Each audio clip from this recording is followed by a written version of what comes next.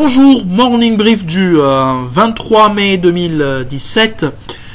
Début de semaine difficile pour les bourses maghrébines, avec un Mazi qui poursuit sa glissade en perdant 0,32% avec des volumes plutôt modestes, autour de 70 millions de dirhams.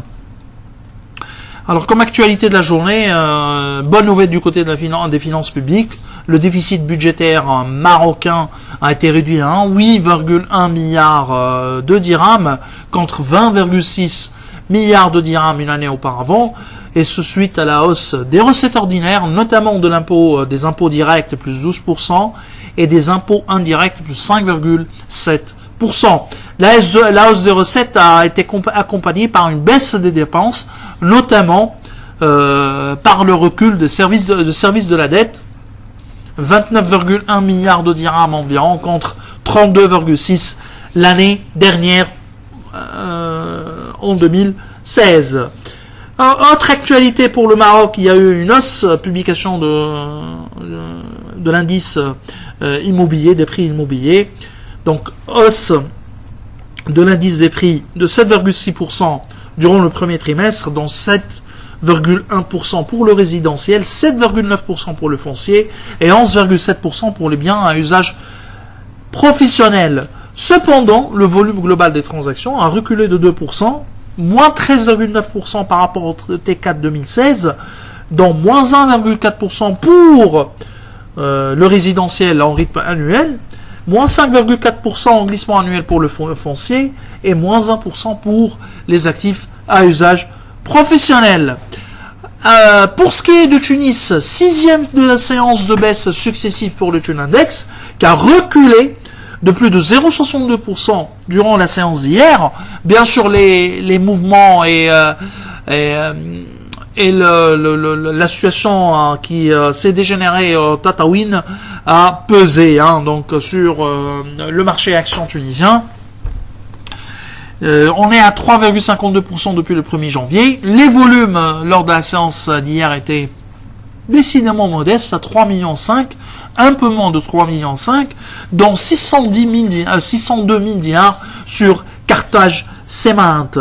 Pour ce qui est des palmarès, STIP plus 2,66%, AMS plus 2,51% et STB plus 2,38%, et ça traduit parfaitement la situation de la séance d'hier, un tableau de la séance d'hier qui reflète la situation réelle du marché action tunisien durant la séance d'hier, mais depuis quelques jours, ça fait presque plus d'une semaine que cette situation domine, cette situation de baisse des volumes, de volumes faibles, ou bien concentré sur 2 ou 3 titres, et d'une glissade de Tun Index après avoir atteint son plus haut de l'année le 12 mai, vendredi 12 mai. Et en s'approchant également de son plus haut historique. Alors, côté actualité, il y a Unimed qui a fait qui a tenu une présentation de ses résultats et une communication financière hier. Alors, concernant l'activité, l'objectif annoncé par le management pour le chiffre d'affaires pour 2017 de 70 millions de dinars, qui est également en ligne avec nos prévisions, et un résultat net de moins 13 millions de dinars. Nous, on table à 14 millions de dinars de résultats pour 2017. Alors, pour ce qui est du fait qui intéresse réellement les marchés, c'est concernant l'opération de croissance externe. Silence radio, contrairement aux autres fois, le management n'a pas voulu réellement commenter les détails ou l'éventuel détail de la possible acquisition en Afrique de l'Est.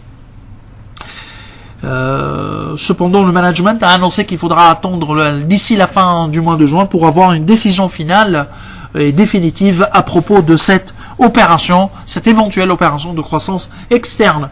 De la croissance également en Algérie à travers 2 nouveaux partenariats concernant les conditionnements secondaires, avec impact sur le chiffre d'affaires à partir de T2 2017. Pareil pour le Soudan, où Unimed vise un partenariat sur le façonnage. Pour le moment, on n'a pas une information sur l'impact sur les réalisations d'Unimed. Alors également un petit point, un petit focus sur la contribution exceptionnelle, conjoncturelle ou exceptionnelle de 7,5% payée par les entreprises tunisiennes. Ce qui est bien, c'est que les 53, l'univers tunisien coté ou couvert par Alpha Ménal, les 53 sociétés reflètent réellement est un reflet de la situation en Tunisie. Alors que avant on discutait et on critiquait la représentativité de l'économie, de la bourse de Tunis, de l'économie tunisienne. Alors pour ce qui est des taxes, l'univers coté représente et comment disons l'économie tunisienne pour ce qui est de la partie ou de l'encaissement des taxes. Alors les 53 sociétés tunisiennes couvertes par Alpha Ména, une capitalisation boursière de 18 milliards 9, ont payé plus de 130 millions de dinars, on est à environ 133 millions de dinars, soit 14,7% de l'objectif annoncé par la loi de finances, 900 millions de dinars, ce qui est énorme. Ces 133 millions de dinars correspondent à environ 21% des dividendes payés en 2017, c'est-à-dire sur l'exercice 2016. Si on fait un petit calcul sur la base d'un dividend yield de 3,5% et avec l'hypothèse du versement de la totalité de ces 133 millions de dinars sous forme de dividendes, nous serons à une destruction de valeur, c'est-à-dire au moins au niveau des capis, de 3 milliards de dinars. Alors je vous souhaite une excellente journée. Au revoir, à demain.